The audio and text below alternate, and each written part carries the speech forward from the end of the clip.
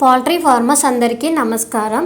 ఈ వీడియోలో మీరు మా పీపీఎఫ్ హ్యాచరీలో బాయిలర్ చిక్స్ తీసుకున్న తర్వాత చేయవలసిన జాగ్రత్తల గురించి తెలుసుకోవచ్చు.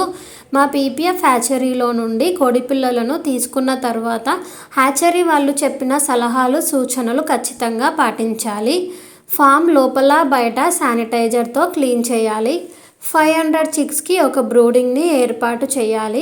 బ్రూడింగ్ సరిగా లేకపోతే చిక్స్ వెయిట్స్లో అప్ అండ్ డౌన్స్ వస్తాయి. వరి పొట్టును 5 to 6 ఇంచెస్ వరకు వేయాలి. బ్రూడింగ్లో పేపర్ని ఖచ్చితంగా వేయాలి. బ్రూడింగ్లో టెంపరేచర్ 38 to 40 degrees ఉండేలా చూసుకోవాలి. చిక్స్కి కంపెనీ ఫీడ్ మాత్రమే వాడాలి. మీరు ఏ ఫీడ్ వాడుతున్నారు అనేది కంపెనీకి ఇన్ఫామ్ చేయాలి. విత్ ప్రూఫ్స్తో ఫీడ్బ్యాక్స్ ఫొటోస్తో సహా పెట్టాలి. చిక్స్కి బియ్యం నూకలు 100% పెట్టొద్దు. కొంతమంది 35% కాన్సన్ట్రేట్ ఫీడ్ వాడతారు. ఫినిషర్ టైంలో అందులో ఏమి మిక్స్ చేస్తున్నారు అనేది ఎంత పర్సెంటేజ్ అనేది కంపెనీకి చెప్పాలి. ప్రీ స్టార్టర్, స్టార్టర్, ఫినిషర్ ఒకే కంపెనీ ఫీడ్ అయి ఉండాలి. వాటర్లో TDS లెవెల్ 500 బిలో ఉండాలి. అండ్ వాటర్లో 10 శానిటైజర్ ట్యాబ్లెట్స్ వాడాలి. కంపెనీ ఇచ్చిన మెడిసిన్ షెడ్యూల్ని తప్పనిసరిగా పాటించాలి. ఏ మెడిసిన్ని స్కిప్ చేయకూడదు.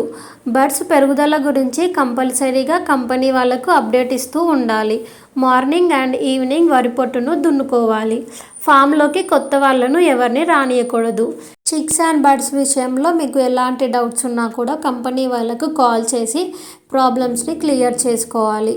మీకు మా పీపీఎఫ్ టీం సరైన గైడెన్స్ ఇస్తారు. మీకు వాటర్ ప్రాబ్లం ఉంటే CRD ఆర్ ఈకోలి వ్యాధులు వచ్చే అవకాశం ఉంటుంది. అది మీరు చెక్ చేసుకోవాలి.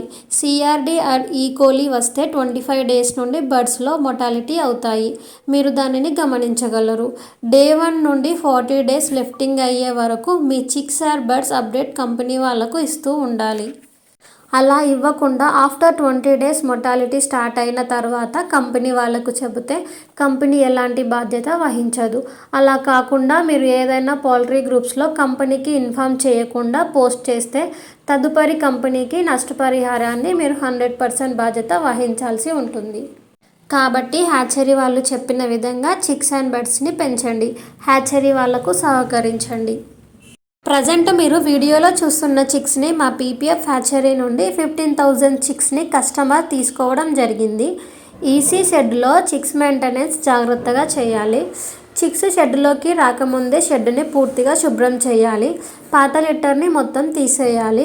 ఫ్లోర్ పైన 4 to 5 inches వరి పొట్టు పోసి న్యూస్ పేపర్ని వేయాలి. చిక్స్ రాకముందే 24 hours ముందు హీటింగ్ ఆన్ చేయాలి. మొదటి రోజు నీళ్ళల్లో గ్లూకోజ్ మరియు విటమిన్స్ కలిపిన వాటర్ ఇవ్వాలి. నీళ్ళు ఎప్పుడు ఫ్రెష్ అండ్ క్లీన్గా ఉండాలి. రోజు కనీసం 2 సార్లైనా నీళ్లు మార్చాలి. స్టార్టర్ ఫీడ్ కొద్దిగా ఎక్కువ సార్లు వేస్తూ ఉండాలి. ఫీడ్ వేస్ట్ అవ్వకుండా ట్రేలు సరైన ఎత్తులో పెట్టాలి. షెడ్లో గాలి సరిగా తిరిగేలా వెంటిలేషన్ ఉండాలి. అమోనియా వాసన వస్తే వెంటనే లిటర్ మార్చాలి. వ్యాక్సినేషన్ షెడ్యూల్ తప్పకుండా ఫాలో అవ్వాలి. వీక్గా ఉన్న చిక్స్ ఉంటే వాటిని వేరు చేసి వాటిపై ప్రత్యేకంగా కేర్ తీసుకోవాలి. ప్రతిరోజు మోటాలిటీని చెక్ చేయాలి. మొదటి 7 రోజులు చిక్స్ని జాగ్రత్తగా చూసుకుంటేనే మోటాలిటీని తగ్గించవచ్చు. గ్రోత్ బాగా వస్తుంది. అప్పుడు మీకు లాభాలు కూడా పెరుగుతాయి. పౌల్ట్రీ ఫార్మర్స్కి ఎవరికైనా quality and healthy boiler chicks కావాలి అంటే మా పీపీఎఫ్ హ్యాచరీని సంప్రదించండి. అలాగే మా కంపెనీలో చిక్స్ అండ్ బర్డ్స్కి సంబంధించిన feed and medicines and vaccines కూడా లభిస్తాయి. అండ్ అలాగే కొత్తగా పౌల్ట్రీ ఫార్మర్స్ ఎవరైనా పౌల్ట్రీ ఫార్మింగ్ చేయాలనుకునే వారికి మా దగ్గర పౌల్ట్రీ ఫార్మింగ్కి సంబంధించిన ఎక్విప్మెంట్స్ కూడా అవైలబుల్ ఉన్నాయి. మీలో ఎవరికైనా కావాలి అంటే స్క్రీన్ మీద కనిపిస్తున్న నెంబర్కి సంప్రదించండి. మీరు చిక్స్ విషయంలో ఎలాంటి టెన్షన్ పడక్కర్లేదు. ఎందుకంటే మీ దగ్గరికి చిక్స్ వచ్చిన Day 1 నుండి Day 40 వరకు మా పీపీఎఫ్ టీం మీకు సపోర్ట్ చేస్తూ గైడెన్స్ ఇస్తూ ఉంటారు. మీకు ఎలాంటి డౌట్స్ ఉన్నా కూడా వాళ్ళకి కాల్ చేసి తెలుసుకోవచ్చు. ఈ వీడియో కనుక యూస్ఫుల్ అనిపిస్తే లైక్ చేయండి. అండ్ పౌల్ట్రీ ఫార్మర్స్కి ఈ వీడియోని షేర్ చేయండి. అండ్ పౌల్ట్రీ టిప్స్ కోసం అండ్ అప్డేట్స్ కోసం మా ఛానల్ని సబ్స్క్రైబ్ చేసుకోండి. Thank you for watching.